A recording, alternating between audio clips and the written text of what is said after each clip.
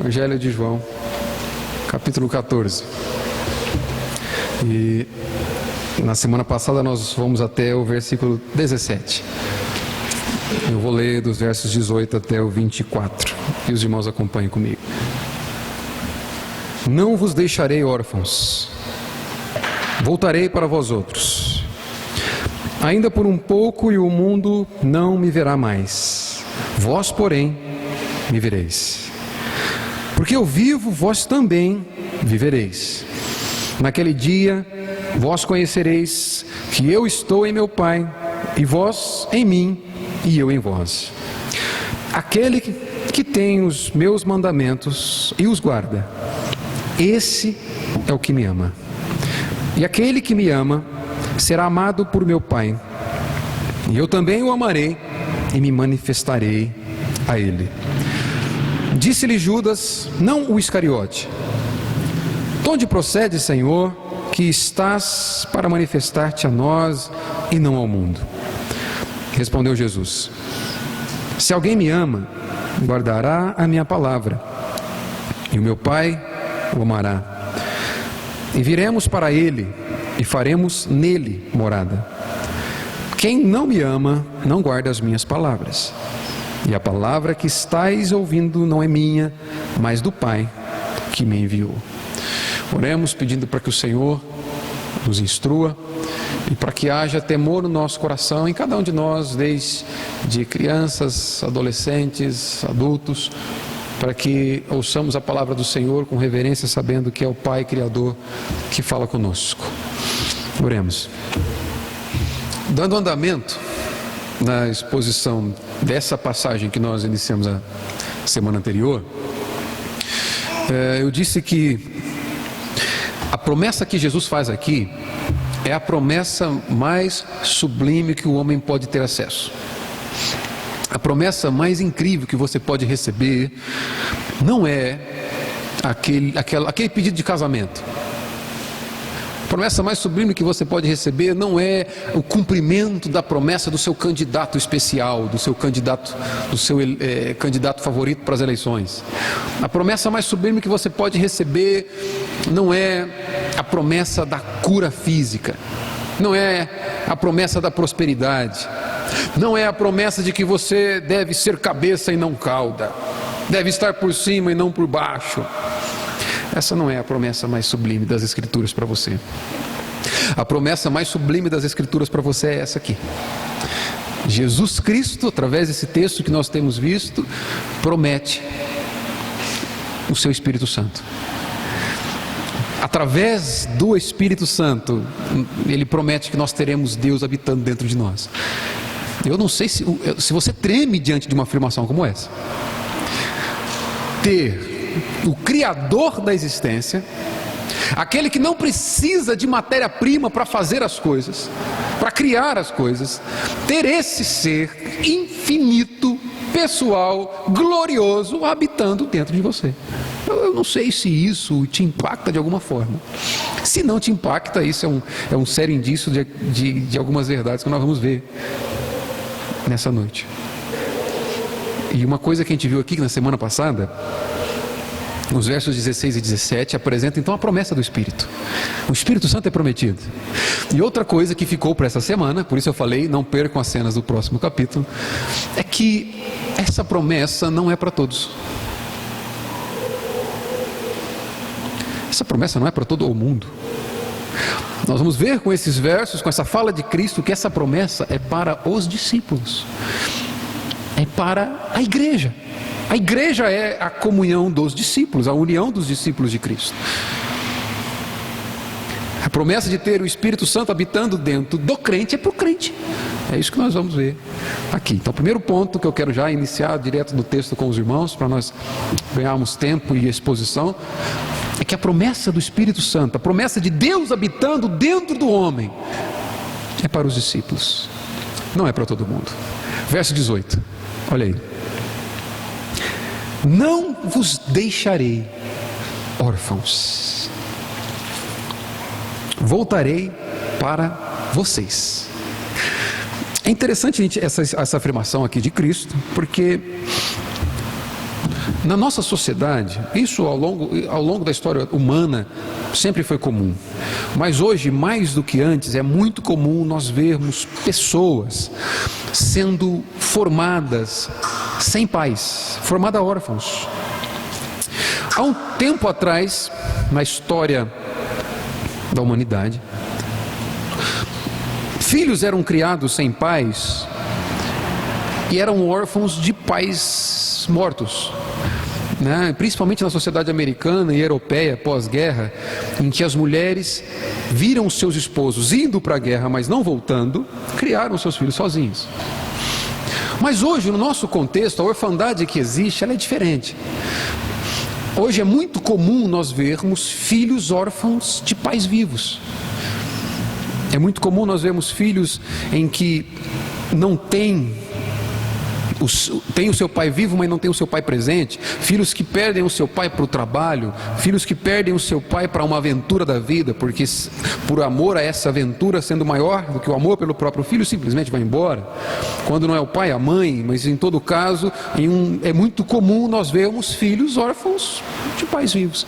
Então, nesse contexto de sociedade, onde as pessoas passam a viver sem a figura de um pai, ou sem a figura de pais, você falar que Deus é Pai é um desafio incrível. Você ser aceito apresentando Deus como Pai. Porque qual é a visão de que essa geração tem de um pai? Aqueles que têm o seu pai vivo, mas não estão presentes. E aqueles que por uma fatalidade da vida debaixo do sol têm os seus pais que morreram. E você falar para essa geração que Deus é Pai. Mas perceba que a fala de Jesus para os discípulos é: eu vou, mas não vos deixarei órfãos. A partida de Cristo não era a partida de um pai que iria embora e deixaria os filhos sozinhos. Não é difícil nós entendermos que aqueles discípulos ainda tinham o seu coração perturbado. Esse é o objetivo de Cristo com esses versículos, com essa fala: confortar o coração de homens que estavam perturbados pelas notícias que receberam. Nós já vimos isso em outras exposições. Jesus havia dito que ia embora, e pior, eles não poderiam estar junto com o mestre. Isso perturba o coração dos discípulos. Por isso Jesus faz promessas aqui com o intuito de confortá-los. E a fala de Cristo é: não vos deixarei órfãos. E isso é claro, por conta do que nós vimos na exposição anterior. Jesus não vai embora deixando os seus sozinhos, porque aquele a quem ele dará é como ele. Jesus estará presente com os seus discípulos através do seu Espírito. Esse é o grande encantamento que temos com a promessa. Quando ele diz outro consolador, nós vimos na exposição anterior, não é um outro diferente, mas é um outro igual.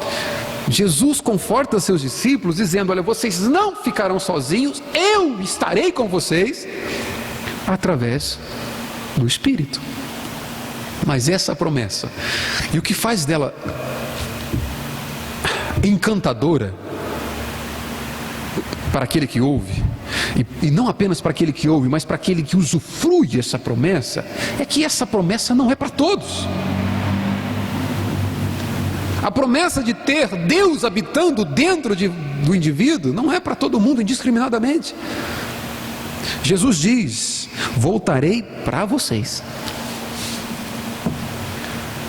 Verso 18: não vos deixarei órfãos, voltarei para vocês, para vós outros.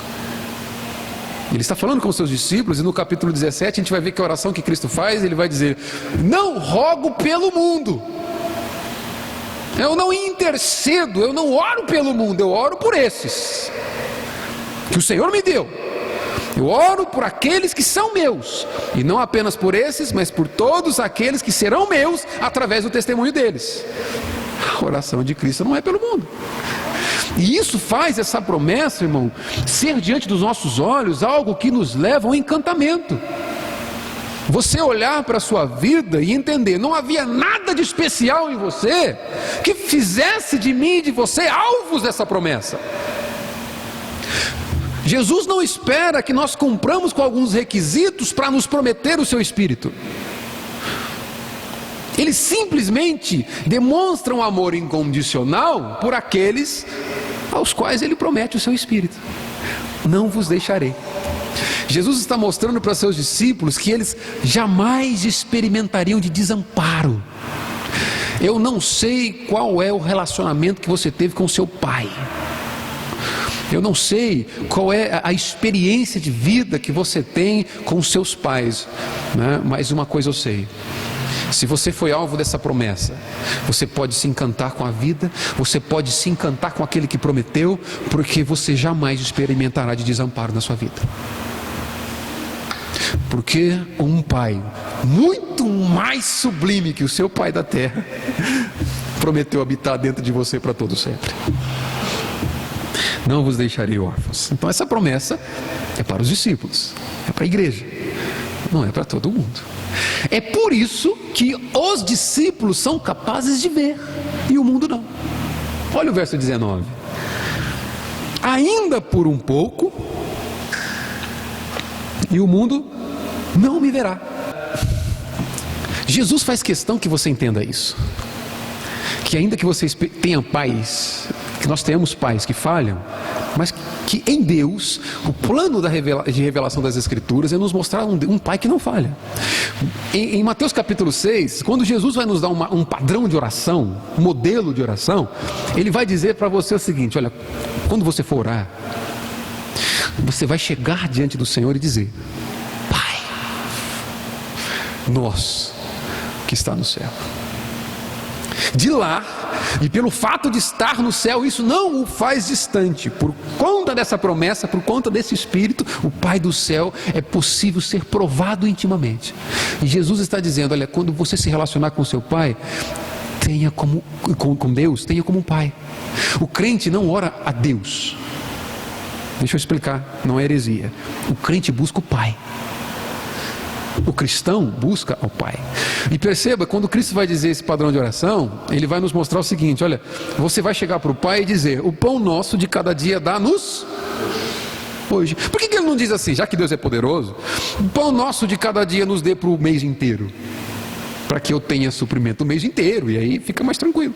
Não, Ele vai dizer: dá hoje, para que você movimente-se amanhã em busca do pão, para provar novamente de intimidade com o Pai que te sustenta, para que depois de amanhã você vá de novo até Ele para provar da intimidade do Pai que te sustenta. É o pão nosso de cada dia nos dá hoje, para que hoje eu tenha intimidade com Ele, para que eu busque amanhã, para que eu busque depois de amanhã, para que a minha vida seja de dia após dia provada a intimidade desse Pai. Esse é o objetivo de Cristo em nos dar um modelo de oração. Pai,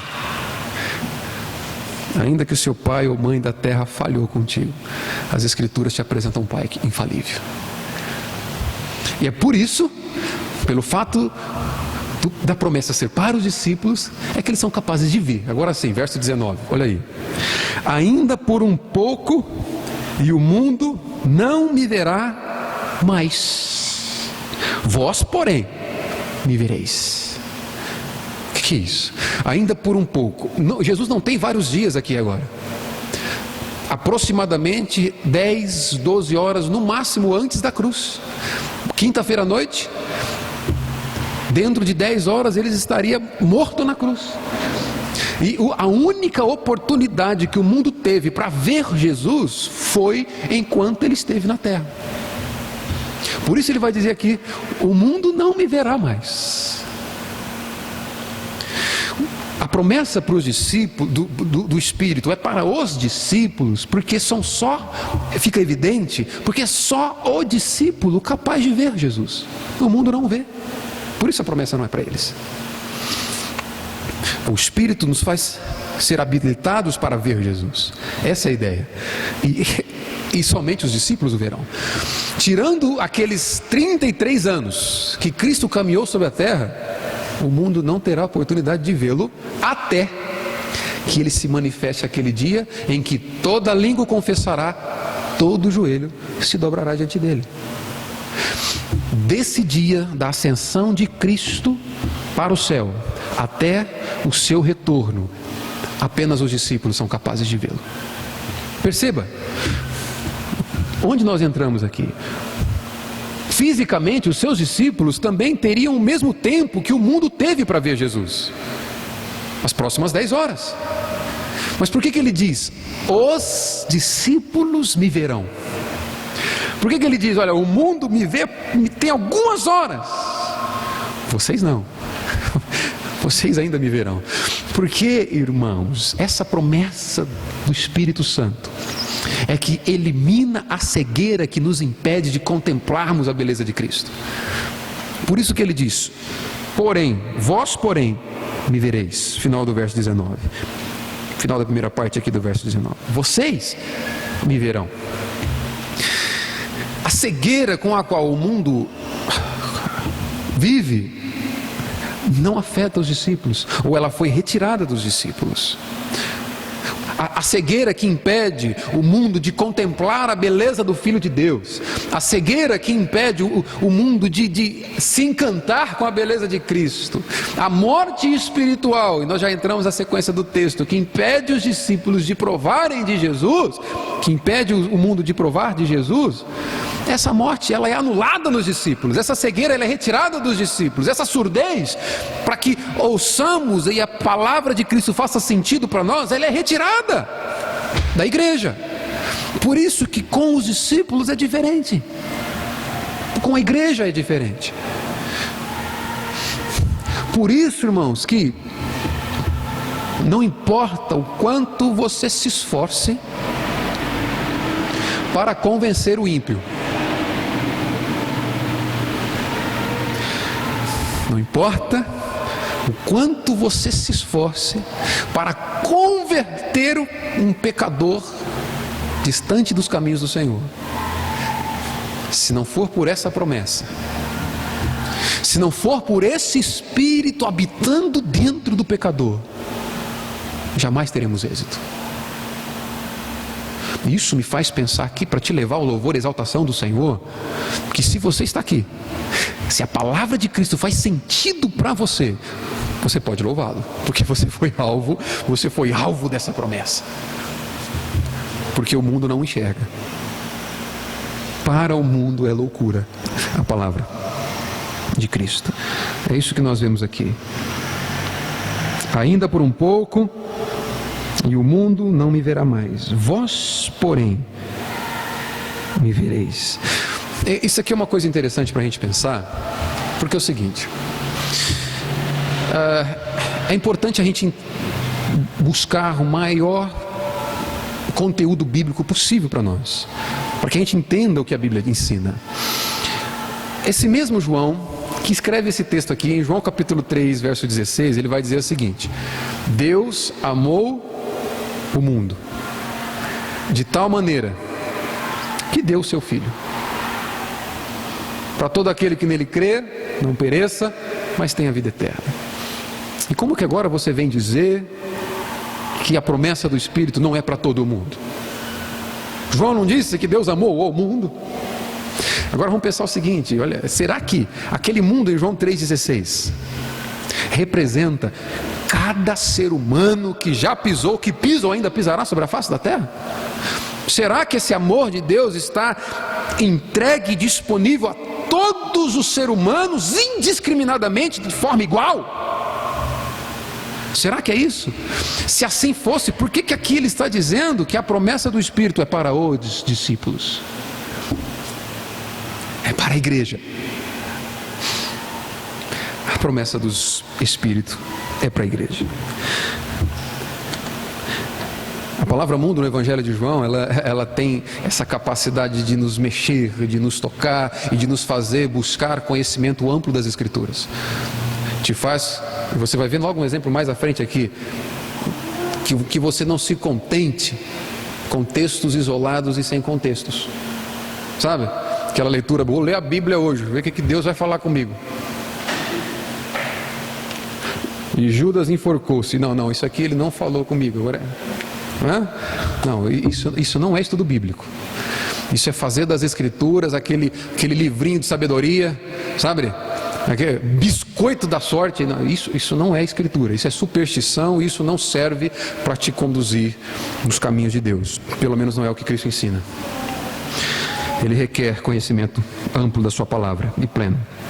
Agora, algo acontece aqui. Pelo fato da promessa do Espírito ser para os discípulos e não para o mundo, por isso os discípulos veem, e o mundo não o vê. E por que os discípulos veem e o mundo não vê? Porque os discípulos vivem e o mundo não. Olha o final aí do verso 19. Ainda por um pouco, verso 19, ainda por um pouco e o mundo não me verá, vós porém me vereis. Porque eu vivo, vós também me vereis. Algo interessante aqui. Os discípulos não são capazes de ver, o mundo não é capaz de ver, os discípulos podem ver, porque os discípulos vivem. Porque o mundo não vive como os discípulos vivem. O mundo não prova dessa vida que só o discípulo de Cristo prova. E que vida é essa?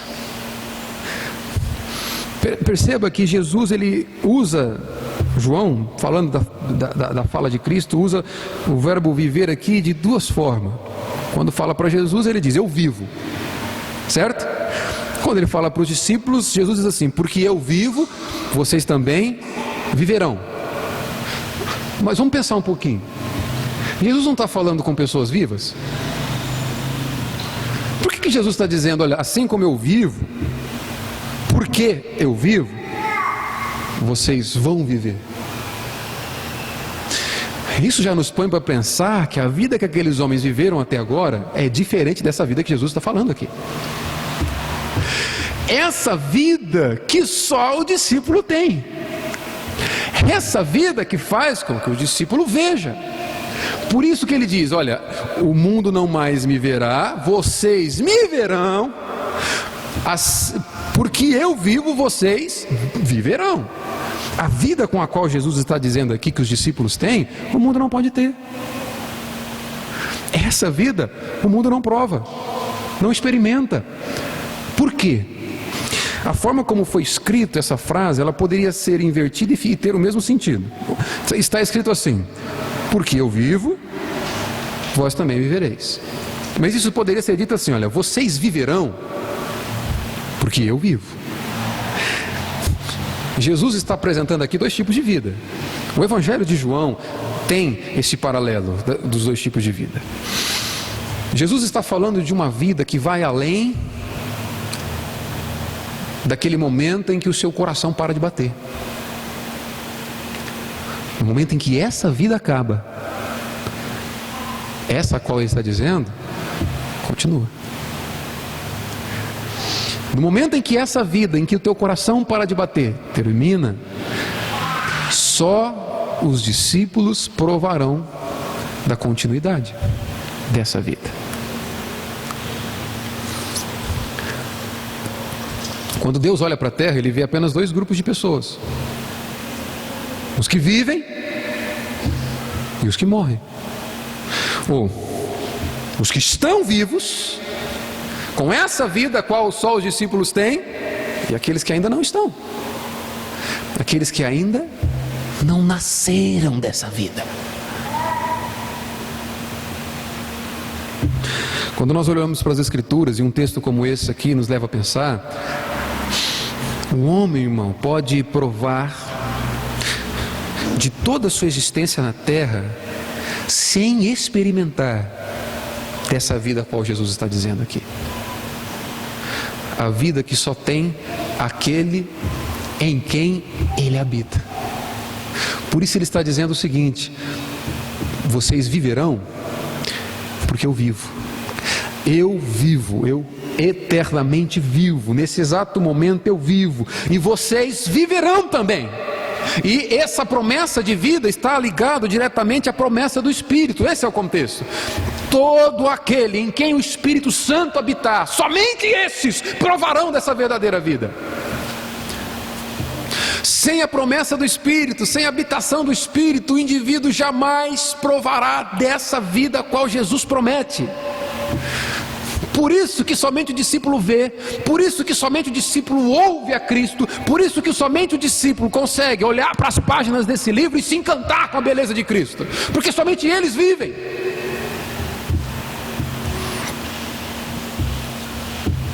É por isso que Jesus vai dizer aqui, no capítulo 11, verso 25 desse mesmo livro: eu sou a ressurreição e a vida, e aquele que crê em mim, ainda que morra, viverá. Essa vida que só tem aquele a quem o Espírito Santo habita.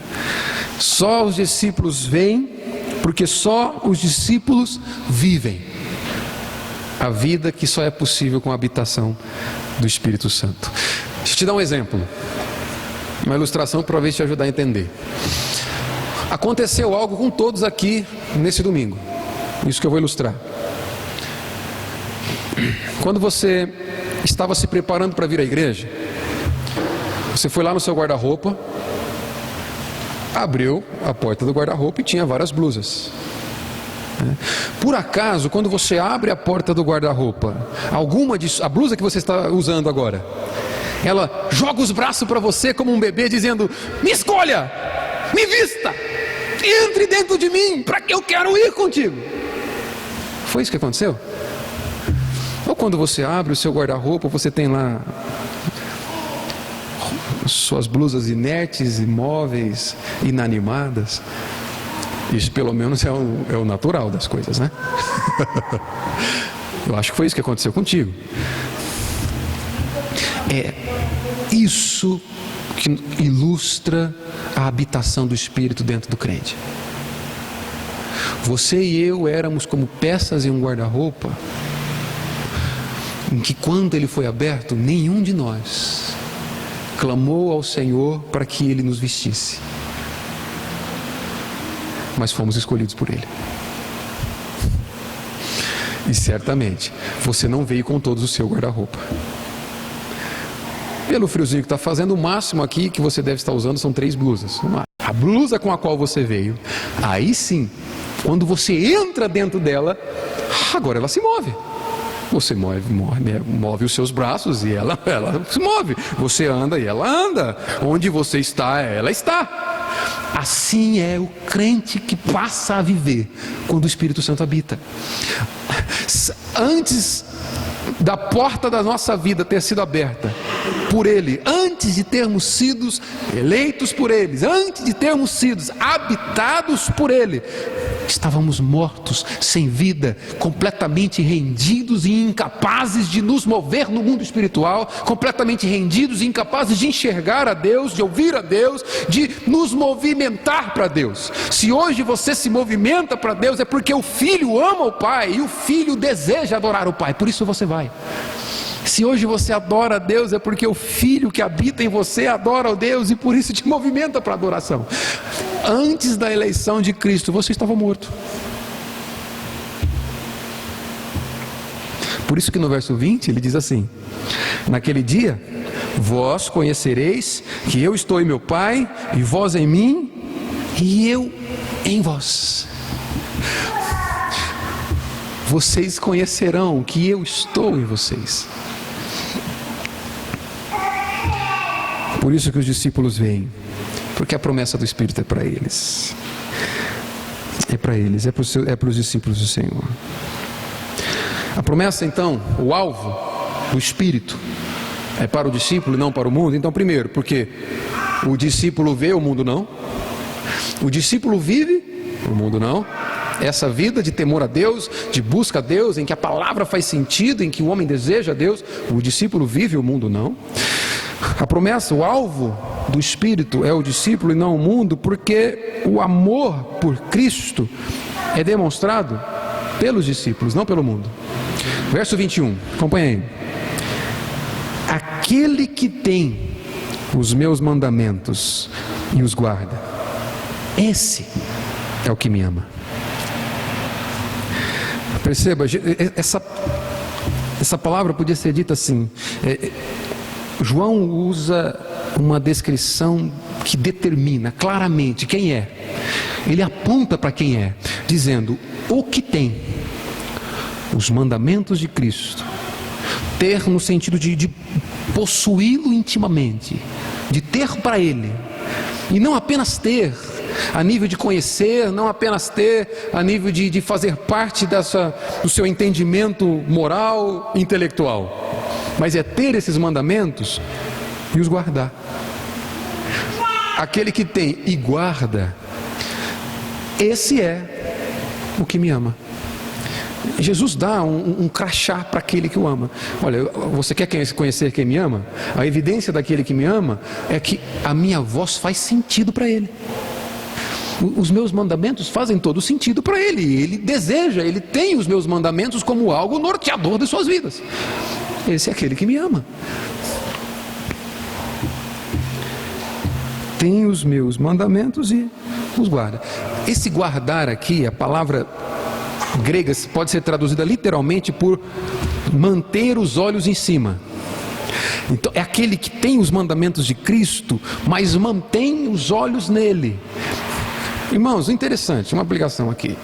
Como muitas vezes nós dizemos que somos cristãos e não consultamos a Cristo para tomar decisões na vida. Você percebeu? Quantas escolhas fazemos na vida e não passa pela nossa cabeça a ideia de consultarmos Cristo? Jesus está dizendo que aquele que o ama não tira os olhos de suas palavras. Ele tem os olhos fixos nas suas palavras. Esse é aquele que me ama. O mandamento de Cristo não faz apenas sentido para ele, mas é aquilo que é norteador da sua vida. Esse é o que me ama. E aqui nós temos uma coisa interessante. Com essa fala, o que tem os meus mandamentos e os guarda, esse é o que me ama. Jesus nos deixa uma ilustração clara de qual é o papel da lei na nossa vida. A lei de Deus, sabe? Os 10 mandamentos, o desdobramento dos mandamentos lá no Antigo Testamento, os mandamentos de Cristo apresentado no Novo. Jesus, com essa fala, nos mostra qual é o papel da lei. Perceba que Jesus não está dizendo assim: aquele que tem os meus mandamentos e os guarda, esse é o que será salvo. É isso que ele diz? Não. Veja o que ele diz: aquele que tem os meus mandamentos e os guarda, esse é o que me ama. Você não vai ser salvo pelo muito fazer. Você, assim como nós vimos na primeira parte da liturgia, você não vai ser salvo pelo muito obedecer. Entenda, ninguém entrará no céu porque foi muito obediente, mas não estará no céu ninguém que não amou obedecer a Deus. Essa é a ideia. Ele está dizendo o seguinte: olha, o papel da lei não é mais te fazer aceito, porque nós somos simplesmente incapazes de obedecermos de uma forma tão plena e tão completa aquilo que a lei prescreve. Nós já vimos aqui, o papel da lei, ele te requer apenas que você ame, e nós temos uma dificuldade intensa de amar a Deus e de amar o próximo. E se Deus fosse dizer o seguinte: então, está aqui a minha lei, se você for capaz de me amar e se você for capaz de amar uns aos outros, a porta do céu está aberta para você, pode entrar.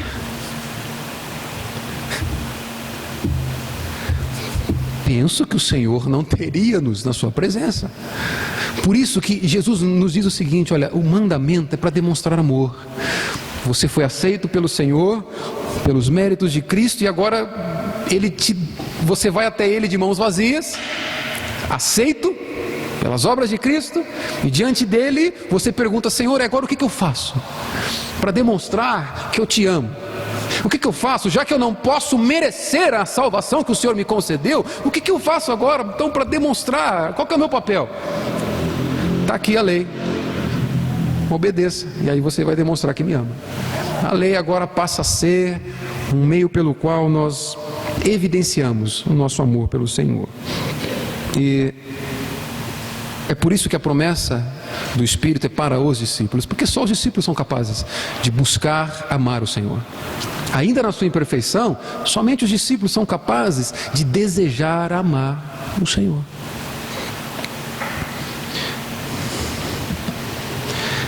A promessa do Espírito é para os discípulos, porque os discípulos são alvos do amor especial de Deus. Final do verso 21, vê aí. E aquele que me ama será amado por meu Pai, e eu também o amarei e me manifestarei a ele. Deixa eu explicar uma coisa para vocês. Existe algo que os teólogos chamam de graça comum e graça especial. A graça comum é o favor imerecido de Deus, que é comum para todos os homens. A chuva vem para todos, para ímpio e para crentes. A terra do ímpio produz assim como a terra do crente produz. O sol vem para todos. Oportunidades de crescimento na carreira vem para todos. E tudo isso é graça de Deus. Uma graça comum que Deus dispensa a todos os homens. O teu coração é Deus que mantém batendo, assim como o coração do ímpio é Deus que mantém batendo. A sua sanidade mental é mantida por Deus, assim como a sanidade do ímpio é mantida. Graça comum, amor comum.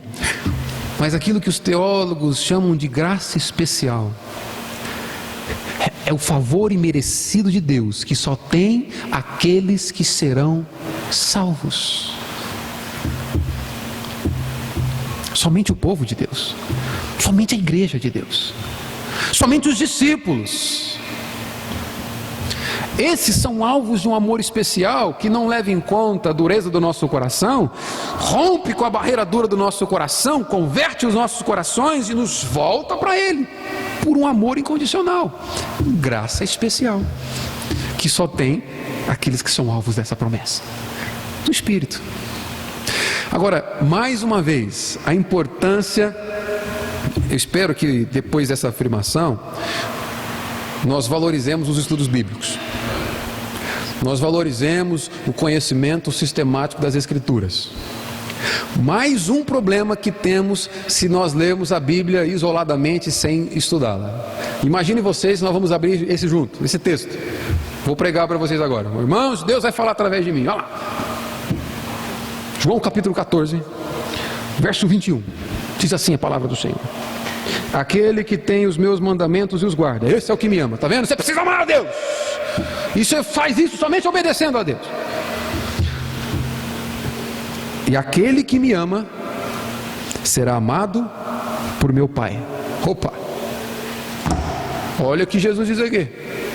Aquele que me ama, não é isso que está escrito aí, final do verso 21? O que me ama será amado por quem? Por meu Pai. Ah, então, se você não for capaz de amar Jesus, jamais você vai experimentar do amor de Deus. Não é isso que está dizendo aí? É ou não é?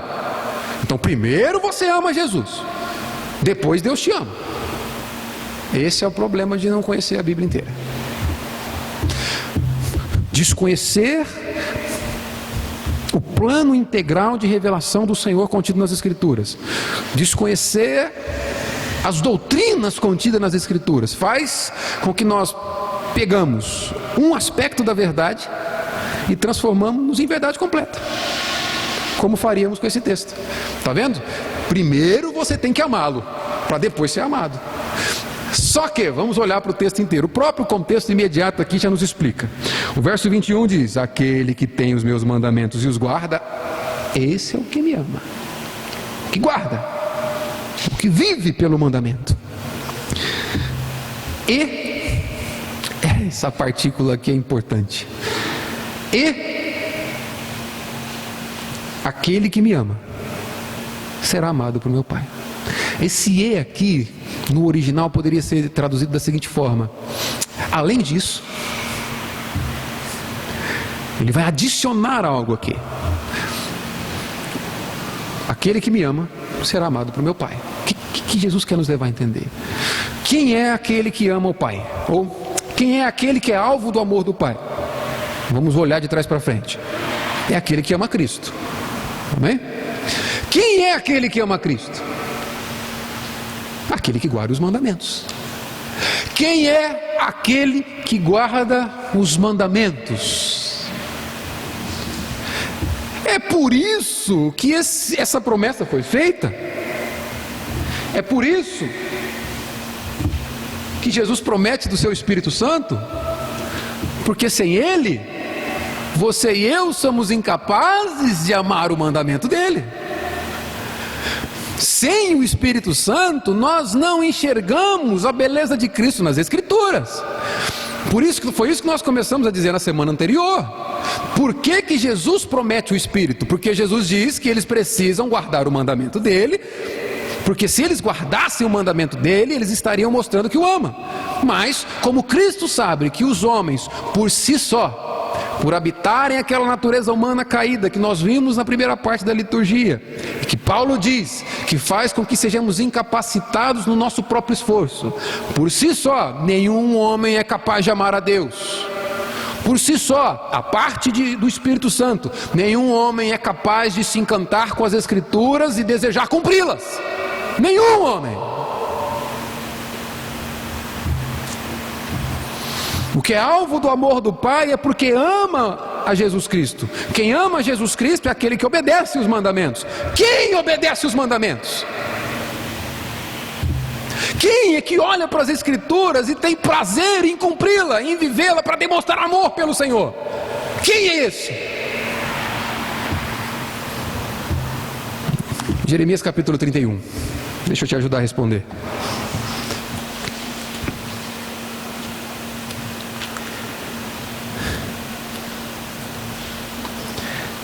Jeremias capítulo 31. Eu estou caminhando para o fim. Verso 33.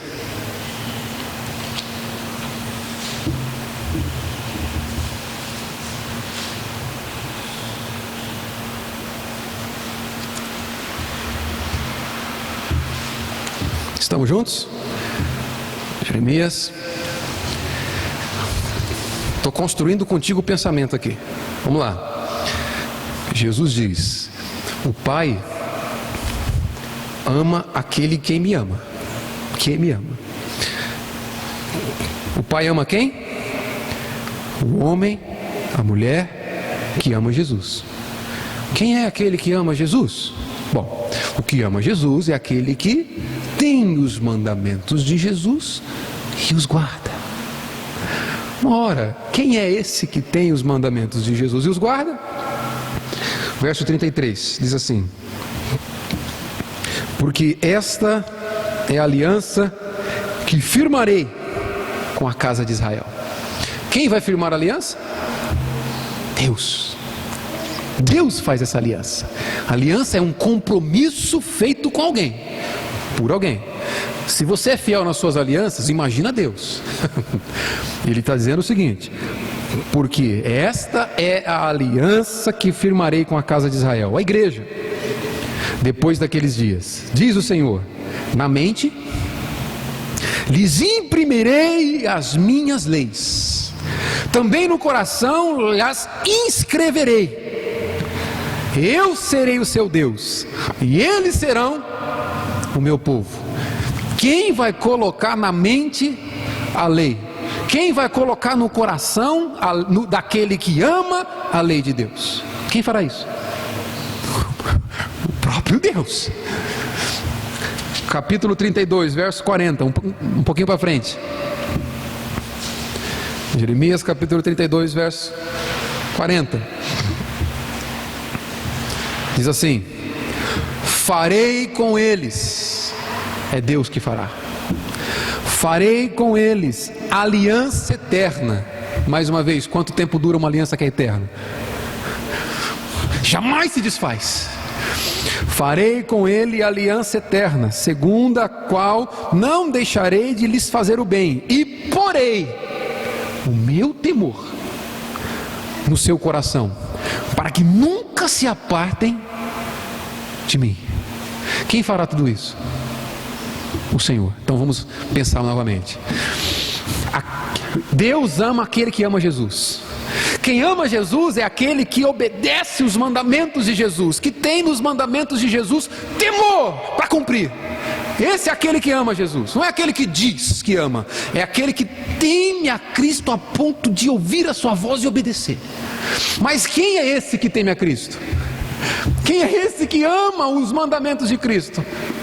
aquele com quem Deus fez uma aliança, aquele com quem o próprio Deus imprimiu no seu coração, na sua mente, temor pela lei, temor por Deus, pela palavra de Deus. Foi Deus quem fez isso. Foi Deus quem fez com que o teu coração se voltasse para Ele em obediência.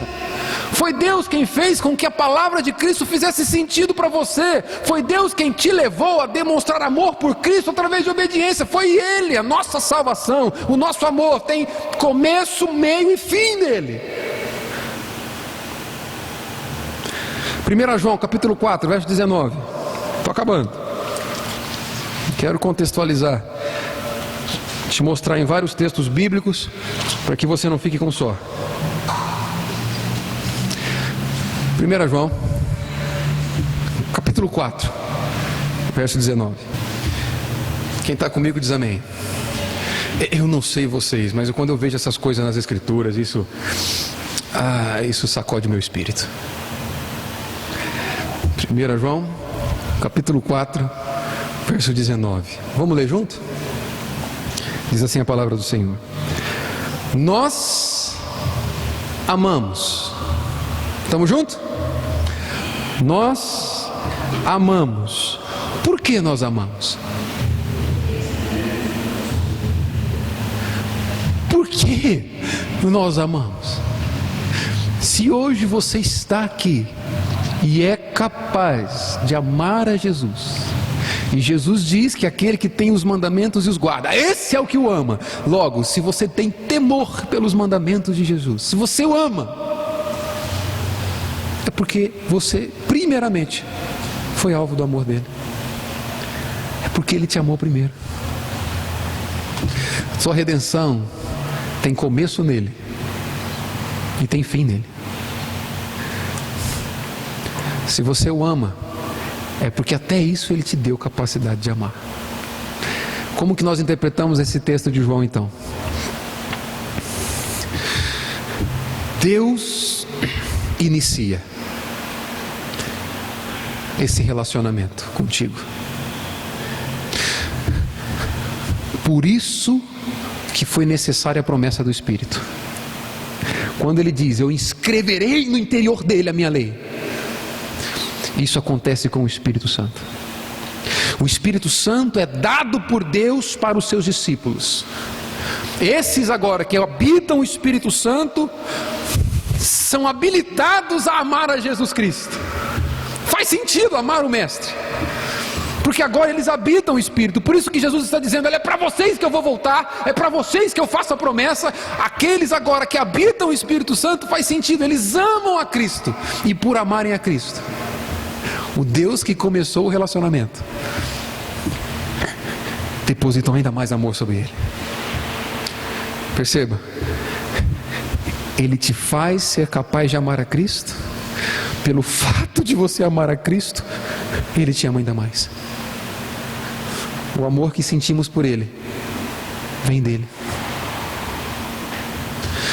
A sua capacidade de amar a Deus vem de Deus. O tempo todo você está nas mãos dele. Eu fecho contigo lá em capítulo 14. Nosso amor vem dele e volta para ele. A promessa, o alvo do Espírito é para os discípulos e não para o mundo, porque é nos discípulos que o Pai e o Filho vão habitar e não no mundo. Verso 22 diz assim: disse-lhe Judas, não o Iscariotes, não é o traidor, é um outro Judas, dos seus discípulos: de onde procede, Senhor, que estás para manifestar a nós e não ao mundo? Para os discípulos não ficou muito claro isso. Eles estão perguntando: Senhor, o que significa esse negócio de que é para nós que o Senhor vai se manifestar e não para o mundo? Por quê? Havia no entendimento dos discípulos que o Messias viria para reinar em Jerusalém, reinar sobre o mundo, e o pensamento deles era que seria um reinado humano, na terra, humanamente falando, reinando sobre os reis da terra. E eles estão perguntando o seguinte: mas como assim? Nós pensamos que o Messias viria aqui para reinar e todos os reinos serem sujeitos a ele. Como que é só para nós que o Senhor vai se manifestar e não para o mundo? E aí Jesus vai mostrar: olha, o meu reino é superior ao que vocês estão pensando. O meu reino vai muito além dessa vida, vai muito além desses reinos. Eu virei e farei habitação nos meus discípulos. E no verso 23 ele vai dizer: respondeu Jesus: se alguém me ama, guardará a minha palavra, e meu Pai o amará, e viremos para ele, e faremos nele morada. Quem não me ama não guarda as minhas palavras, e a palavra que estáis ouvindo não é minha, mas do Pai que me enviou. Logo, quem não me ouve, não ouve o Pai. A ideia aqui é o seguinte: quando Judas pergunta: Senhor, o que significa esse negócio de que é só para nós que o Senhor vai se manifestar e não para o mundo? Jesus responde dizendo o seguinte: a promessa do Espírito são para os meus, porque é neles que eu habitarei. Não habitarei no mundo, eu habitarei na minha igreja, eu habitarei nos meus discípulos, por meio do meu Espírito. Não habitarei em todo mundo. Por isso, eu já quero concluir com os irmãos aqui. O que eu ia afirmar agora ia dar pano para manga, eu ia precisar de muito tempo para explicar. Continuamos nas cenas dos próximos capítulos. A promessa do Espírito Santo foi dada pelo Senhor para habilitar os homens a crerem, a amarem ao Senhor. Porque se Deus te deixasse a amá-lo com o seu próprio esforço, com o seu amorzinho, com o meu amorzinho, nós não seríamos capazes. Ele nos dá o amor que nós precisamos para amá-lo. Vem dele e volta para ele. E essa promessa é para os discípulos, porque é só os discípulos que vêm, porque é só os discípulos que nascem de novo, é só os discípulos que vivem a vida de Deus, porque é só os discípulos que o amam, porque é só os discípulos que recebem desse amor especial. Eu faço breves aplicações aqui com os amados nessa noite. É só o discípulo que vê Jesus. Ver Jesus é se encantar com a beleza de Cristo nas Escrituras. E a pergunta que eu nos faço nessa noite é: você viu Jesus? A beleza do Filho de Deus, estampada nas Escrituras, algum dia fez sentido para você? Você conseguiu se encantar com Jesus Cristo? Ter Jesus como o bem mais sublime da nossa existência é um sinal de novo nascimento. Porque todo aquele em quem o Espírito Santo habita tem Cristo como o bem mais sublime da existência. E a minha pergunta que eu nos faço é: você já se encantou com Jesus? Ter Jesus como um bem sublime faz sentido para você? Jesus mostra aqui que aquele que é habitado pelo seu Espírito busca obedecer os seus mandamentos. E outra pergunta que eu nos faço: você tem buscado obedecer a voz de Cristo? Você tem buscado nortear a sua vida pelas palavras de Cristo? Ir até as Escrituras para entender qual a melhor decisão a ser tomada? Porque aqueles em quem o Espírito Santo habita têm as Escrituras como regra de fé e prática para a sua vida. Tem Cristo como aquele que direciona a sua vida. Obedecer às Escrituras faz sentido para você?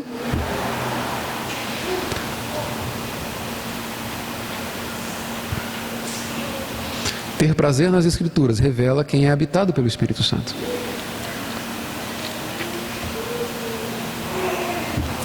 Os discípulos amam a Cristo e o obedecem. Não precisa responder, mas uma pergunta que eu nos faço nessa noite é: quem tem sido alvo do nosso amor? A quem você tem dedicado amor nessa vida? o quanto Jesus tem sido alvo do seu coração completamente entregue a Ele. O que tem os meus mandamentos e os guarda, esse é o que me ama. Esse é aquele que é habitado pelo meu Espírito.